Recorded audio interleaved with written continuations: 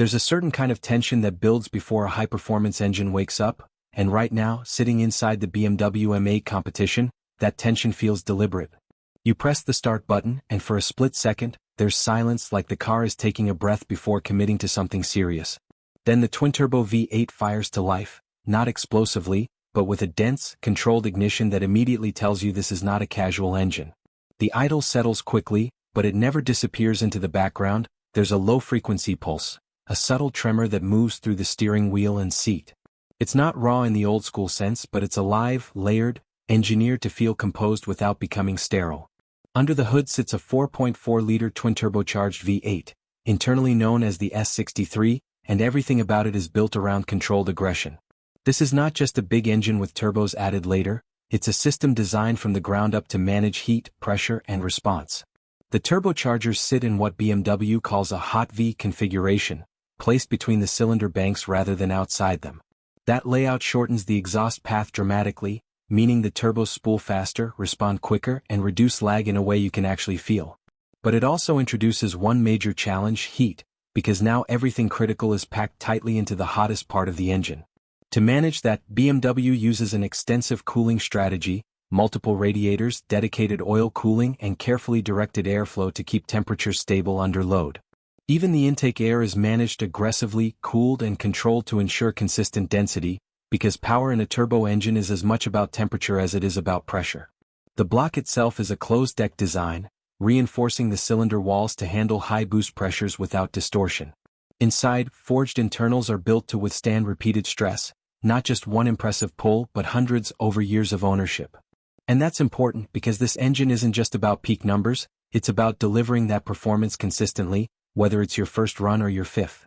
At idle, you can already sense that philosophy. It's smooth, but there's weight behind it, like a restrained force waiting for input.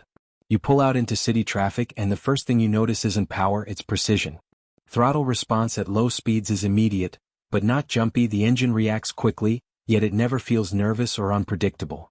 That's the benefit of careful ECU calibration, mapping throttle input to torque delivery in a way that feels natural, even in stop-and-go driving.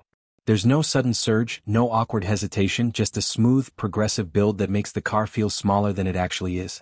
And that's impressive because this is not a lightweight platform, yet the engine makes it feel manageable, almost effortless. The transmission works closely with the engine, reading your inputs and adjusting shift behavior to match your intent. At low speeds, shifts are smooth and nearly invisible, prioritizing comfort without disconnecting you from the drivetrain. But underneath that refinement, the engine is always ready, always holding back more than it's showing. As you ease into a slightly larger gap in traffic, the throttle opens a bit more, and you feel the turbos begin to wake up. There's a subtle change in tone, a deeper note layered beneath the initial sound, and suddenly the car moves with more urgency.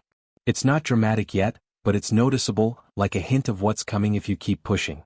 And that's where the S63 really stands out. It doesn't deliver everything at once, it builds, it layers, it escalates. Now, before we talk numbers, because numbers alone don't tell this story, it's worth understanding how this engine creates its power. Direct injection plays a major role, delivering fuel precisely into the combustion chamber at high pressure. That allows for better atomization, more efficient combustion, and the ability to run higher boost without knocking. The valve train uses variable timing and lift, adjusting airflow dynamically depending on engine speed and load. At lower RPMs, it prioritizes efficiency and smoothness, but as you climb higher, it opens up, allowing the engine to breathe more freely. Compression ratio is carefully balanced, high enough for efficiency, but low enough to accommodate significant boost pressure. And all of this is controlled by an advanced ECU that constantly monitors temperature, pressure, throttle position, and more. It's not just reacting, it's predicting, adjusting in real time to maintain performance while protecting the engine. Now you find a clear stretch of road, and this is where things start to change. You roll into the throttle more aggressively, and the engine responds instantly, no hesitation, no waiting for boost to arrive.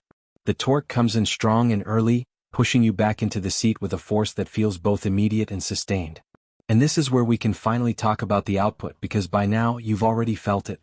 In this configuration, the twin-turbo V8 produces around 625 horsepower, and the torque figure is equally substantial. But what matters more than the number is how it's delivered: broad, accessible, and always available. There's no narrow power band here, no need to chase RPM to find performance. Instead, the engine gives you everything you need almost everywhere in the rev range. Now you merge onto the highway rolling at about 50 miles per hour, and this is where the real character reveals itself.